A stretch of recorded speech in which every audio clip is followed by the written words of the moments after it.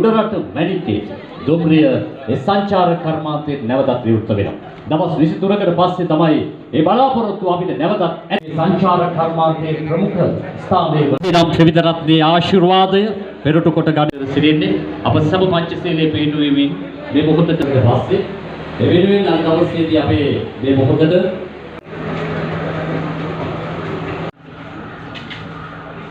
ඉතින් අද දවසේදී 1924 අප්‍රේල් 5 වෙනිදා මෙතන එක වේදිකාවක් ගාවට අපේ පළු දුම්රිය පළමුවෙන් පැමිණුණු මොහොතේ රටේ ඒ මොහොතේ තිබුණු සන්තෝෂයට වඩා ප්‍රීතියට වඩා අද අපට ප්‍රීතිමත් දිනයක්. මොකද එදා මෙතරම් ජනගහනයක් නොහිටපු යුගයක මේ වගේ සංචාරක ව්‍යාපාරයක් ප්‍රවර්ධනය නොවුණු යුගයක තිබුණු සතුටට වඩා අද මම හිතනවා දේශ විදේශ ශ්‍රී ලාංකිකව සතුටපත් වෙනවා.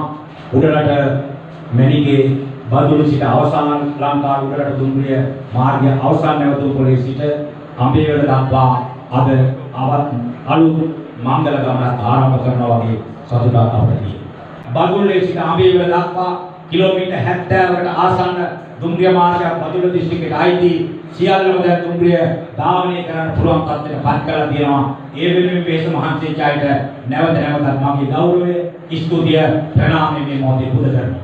ඒක අපි බලාපොරොත්තු වෙනවා මේක අඹේවැලින් නවත්තන්න නෙවෙයි ඉක්මනින්ම මේක නුවරඑළියට ඇතුළු කොළඹ දක්වා ගෙනිය ගන්න අපි ඉක්මනින් මහන්සි ගන්නවා. අපි සාකච්ඡා කරමින් ඉන්නවා සංචාරිකව නුවරඑළියට එනවා නම් බස් එකකින් හරි ගෙනල්ලා අඹේවැල ඉඳන් ඇල්ල දෙමෝතර බදුල දක්වා ගේන්න අපි උත්සාහ ගන්නවා. මහා විනාශයක් හමුවේ ඒ විනාශය ඉක්මනින්ම පවත්වලා ආපහු ගමනට මේ රන් සංචාරකයන් තු රටේ දේශ විදේශ සියලු දෙනාගේ ඒ ප්‍රීතිමත් ගමනට උඩරට දුම්රිය මැණිකේ සූදානම් කියන පණිවිඩයක් දෙමින් අපේ ලාංකීය ජනතාවත් විදේශගත ශ්‍රී ලාංකිකයන්ට විදේශීය සංචාරකයන්ට නැවතත් මේ ආකර්ෂණීය චමත්කාර ජනක ගමන යන්න එන්න යුරෝපීය දේශවල තත්ත්වයක් තියෙන මේ නුවරඑළිය ඉතාලි ඉන්න ඔහිය ප්‍රදේශයෙන් ඇවිල්ලා ඇල්ලට ඇවිල්ලා මේ සොදුරු බව විතර යන්න එන්න කියන ආරාධනය කරමින් මේ ආරම්භ කරපු ගමනට ස්තුතිවන්ත වෙමින් ඒ වේස මහත්තයා සියලු දෙනාටම අපේ සුභාශිංසනය මෙලෙස එක් කරමින්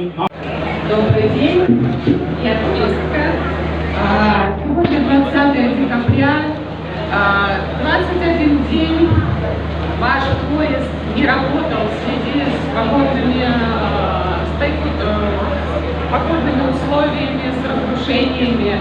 И сегодня впервые повторится этот тур, туристический маршрут, который самый является популярный на Шри-Ланка.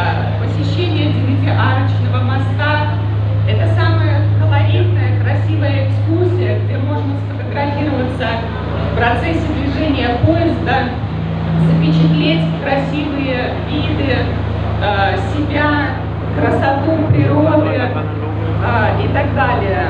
Поэтому очень бы хотелось, чтобы все туристы из России и Беларуси видели эту красоту Шри-Ланки. Пожалуйста, приезжайте на Шри-Ланку, чтобы запечатлеть свои фотографии. Спасибо большое.